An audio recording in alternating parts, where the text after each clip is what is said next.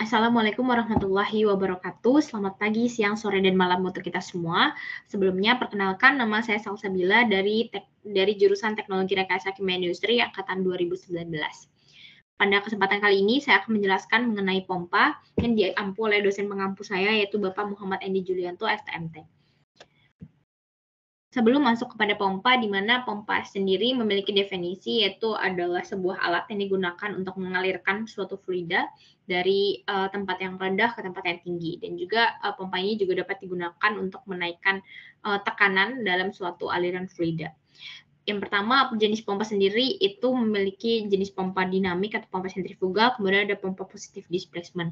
Untuk pompa sentrifugal sendiri memiliki beberapa bagian. Yang pertama ada bagian stuffing box, kemudian ada bagian packing, ada bagian shaft, kemudian ada bagian shaft sleeve, kemudian ada bagian fan, kemudian ada bagian casing, kemudian juga ada eye of impeller, kemudian ada impellernya, kemudian juga terdapat casing wear ring, kemudian juga terdapat discharge nozzle atau aliran keluar.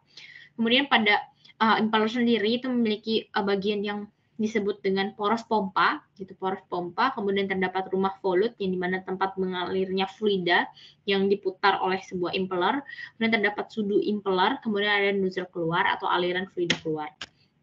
Untuk penjelasan dari bagian-bagian yang terdapat pada pompa sentrifugal, yang pertama ada stuffing box yang berfungsi dalam mencegah kebocoran pada daerah di mana poros pompa dapat menembus casing.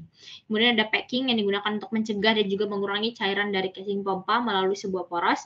Biasanya packing ini juga terbuat dari asbes ataupun bahan teflon. Kemudian untuk ada staff atau poros yang berfungsi untuk meneruskan momen puntir dari penggerak selama beroperasi dan juga sebagai tempat kedudukan impeller pada bagian-bagian berputar. Kemudian ada shaft sleeve, di mana shaft sleeve ini berfungsi untuk melindungi poros dari erosi, korosi, dan juga kehausan yang terjadi pada stuffing box. Kemudian ada fan, yang mana fan ini merupakan sudu dari impeller sebagai tempat berlalunya cairan pada impeller. Kemudian ada casing, yang merupakan bagian paling luar dari pompa yang berfungsi sebagai pelindung dari elemen yang berputar. Kemudian ada eye of impeller. Eye of impeller ini merupakan bagian sisi masuk pada arah hisap impeller atau arah hisap fluida pada impeller. Kemudian ada wearing ring, di mana wearing ring ini berfungsi untuk memperkecil kebocoran cairan yang melewati bagian depan dari impeller sendiri maupun bagian belakang. Dengan cara wearing ring ini akan memperkecil celah antara casing dan juga impeller. Kemudian ada bearing, di mana bearing ini merupakan sebuah bantalan yang berfungsi untuk menumpu dan menahan beban dari poros agar dapat berputar. Kemudian ada casing yang merupakan bagian paling luar dari pompa yang berfungsi sebagai pelindung elemen untuk berputar. Kemudian macam-macam dari pompa itu sendiri, tadi saya katakan bahwasanya ada pompa dinamik atau pompa sentrifugal, kemudian ada pompa positif displacement.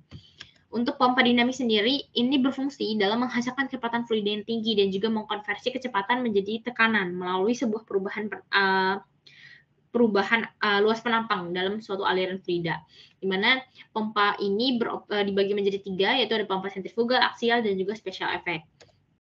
Untuk pompa sentrifugal itu sendiri bekerja dengan terdapat saluran inlet dan juga terdapat sebuah impeller yang dimana impeller tersebut akan berputar dan fluida akan mengalir menuju casing di sekitar impeller tersebut yang dapat mengakibatkan timbulnya adanya gaya sentrifugal, di mana casing yang terdapat disebut itu akan berfungsi menurunkan kecepatan aliran fluida dan juga kecepatan sementara putar impeller tersebut akan tetap menjadi tinggi. Kemudian untuk kecepatan fluida dikonversi menjadi tekanan oleh casing sehingga fluida mencapai titik outletnya.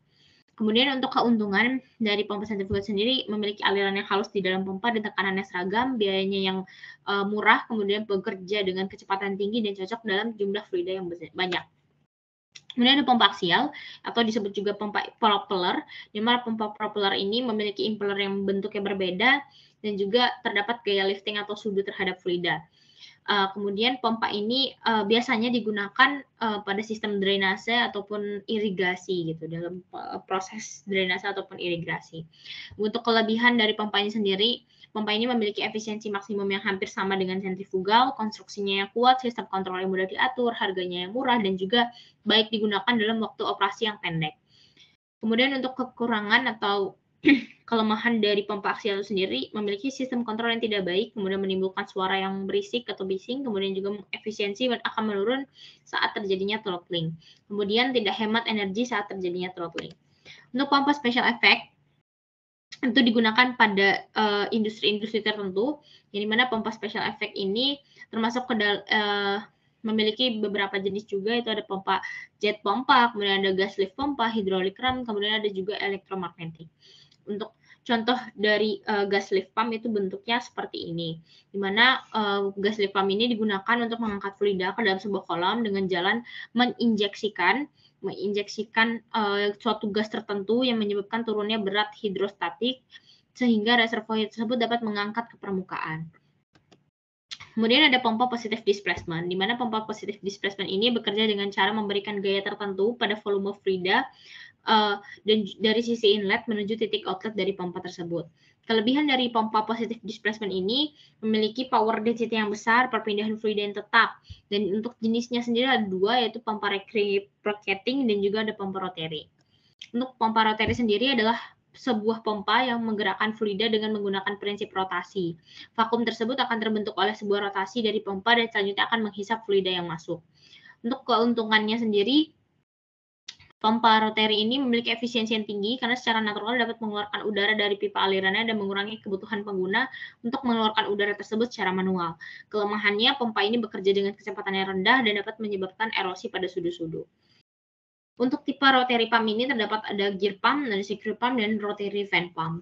Untuk pompa reciprocating, di mana reciprocating ini pompa yang digunakan untuk mengalirkan sebuah endapan ataupun lumpur yang dapat bergerak akibat adanya gaya piston. Untuk gear pump sendiri itu merupakan pompa yang memiliki dua roda gigi yang digunakan sebagai tempat untuk mengalirnya fluida gitu. Fluida tersebut akan ditekan menggunakan dua roda gigi tersebut dan fluida tersebut akan melewati pinggir dari kedua roda gigi tersebut yang akan keluar melalui discharge outlet. Untuk keuntungan dari gear pump sendiri itu memiliki kecepatan yang tinggi, tekanan tinggi, kemudian tidak berisik dan juga desainnya berbagai macam sesuai dengan kebutuhan material. Kemudian untuk kerugiannya atau kekurangannya, pompa ini memiliki membutuhkan 4 bushing pada ujung-ujung masing-masing porosnya. Kemudian pompa ini tidak dapat digunakan pada fluida yang masih mengandung solid. Kemudian ada screw pump, di mana screw pump ini menggunakan dua ulir yang bertemu kemudian berputar dan menghasilkan aliran fluida sesuai dengan yang diinginkan. Yang kemudian fluida yang masuk akan diputar melalui dua ulir tersebut dan akan dikeluarkan melalui discharge outlet. Untuk kelebihan dari pompa screw pump ini, efisiensinya cukup tinggi, itu 70 hingga 80%, kemampuan hisapnya yang tinggi, kemudian alirannya yang konstan dan juga lancar, akurasi volume transfer yang sangat tinggi, stabilitas tekanan yang bagus, dan juga pompa ini mampu mentransferkan cairan multiphase. Pompa ini juga dapat memutar balik arah aliran, di mana pompa ini juga dapat beroperasi tanpa menggunakan valve. Untuk kekurangannya sendiri, pompa ini harganya mahal, untuk tekanan tinggi memerlukan elemen yang panjang, dapat menimbulkan adanya gesekan yang mengakibatkan terbentuknya busa. Kemudian untuk perbandingan dari pompa sentrifugal dan juga pompa positive displacement, yang pertama pompa sentrifugal itu memiliki konstruksi yang sederhana dan juga murah, kecepatan putaran yang stabil, dapat dihubungkan langsung dengan motor pengendali, discharge line-nya yang dapat ditutup sebagian ataupun dapat ditutup penuh tanpa merusak bagian-bagian pompa, kemudian dapat menangani liquid yang mengandung solid yang banyak, kapasitas fluida yang tinggi, laju alur discharge yang tinggi, dan juga ongkos perawatan yang lebih murah. Dan juga pompa sentrifugal ini biasanya tahan terhadap korosif. Kemudian untuk pompa positive displacement itu memiliki proses yang memerlukan head yang tinggi. Kemudian kapasitas fluida yang rendah.